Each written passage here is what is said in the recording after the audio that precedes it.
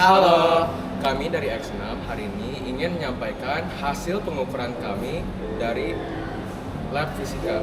Saya Lorenzo. Saya Jovan Yogo. Saya Bagas. Mari.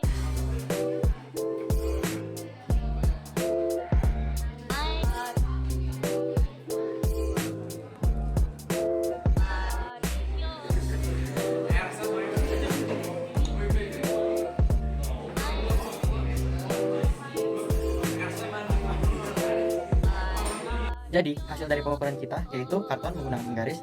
Pada pengukuran pertama, kita mendapatkan panjang 21,8 cm dengan lebar 13,3 cm.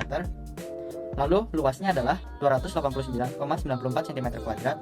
Lalu ketidakpastian luasnya adalah 1,45 cm kuadrat. Pada pengukuran kedua, panjangnya 21,8 cm, lebarnya 13,4 cm, luasnya 292,12 cm kuadrat. Lalu ketidakpastian luasnya 0,73 cm kuadrat. Pada pengukuran ketiga, kita mendapatkan panjang 21,8 dengan lebar 13,4 cm, luasnya adalah 292,12 cm kuadrat, lalu ketidakpastian luasnya 0,73 cm kuadrat. Rata-rata luasnya adalah 291,39 cm kuadrat. Ketidakpastian luasnya adalah 0,97 cm kuadrat. Penyajian data 291,39 plus minus 0,97 cm kuadrat. Lalu, kita mengukur volume pecah paralon dengan menggunakan jangka sorong. Untuk pengukuran pertama, diameter luas yang kita dapati adalah 22 mm. Diameter dalam yang kita dapati adalah 15,6 mm. Panjang paralon yang kita dapati 64 mm. Volume paralon yang kita dapati adalah 12.089,75 mm kubik. Dan untuk ketidakpastian volumenya kita mendapat 13,06 mm kubik. Untuk pengukuran kedua, diameter luar kita mendapatkan 22 mm. Untuk diameter dalam kita mendapat 15,5 mm. Panjangnya 64 mm. Volumenya 12.070,16 mm kubik dan ketidakpastian volumenya 6,53 mm kubik.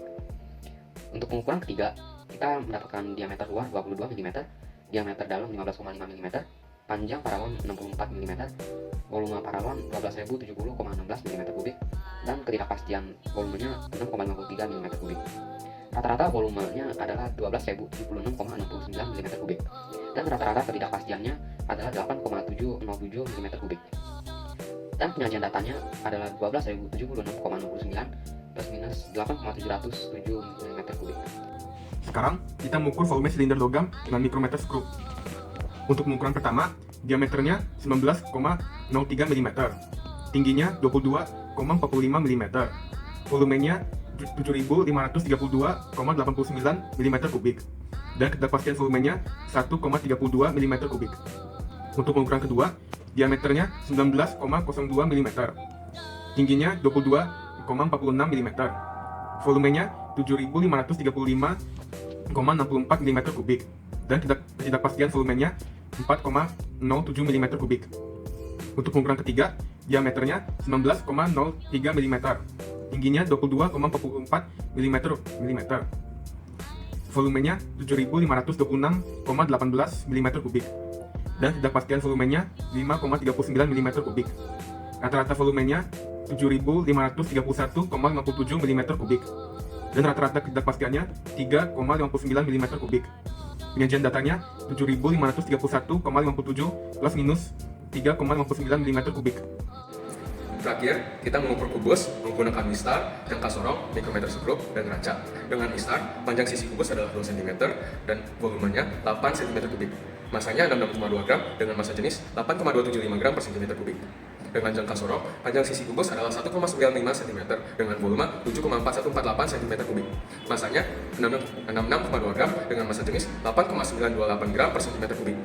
Dengan mikrometer, panjang sisi kubus adalah 1,982 cm dengan volume 7,7859 cm kubik. Masanya 66,2 gram dengan massa jenis 8,0502 gram per cm kubik. Lalu, kita mengidentifikasi faktor kesalahan yang kita telah buat. Kita telah melakukan kesalahan sistematik, khususnya kesalahan paralaks di mana mata kita tidak tegak lurus dengan jarum pada alat ukur. Dengan demikian, dapat kita simpulkan bahwa kita harus berposisi tegak lurus dengan jarum pada alat ukur untuk menghindar kesalahan paralaks, serta harus mengukur lebih dari sekali untuk mendapatkan hasil yang lebih mendekati ukuran asli benda tersebut. Demikian yang kita ingin sampaikan. Terima kasih sudah menonton. Bye! Dah.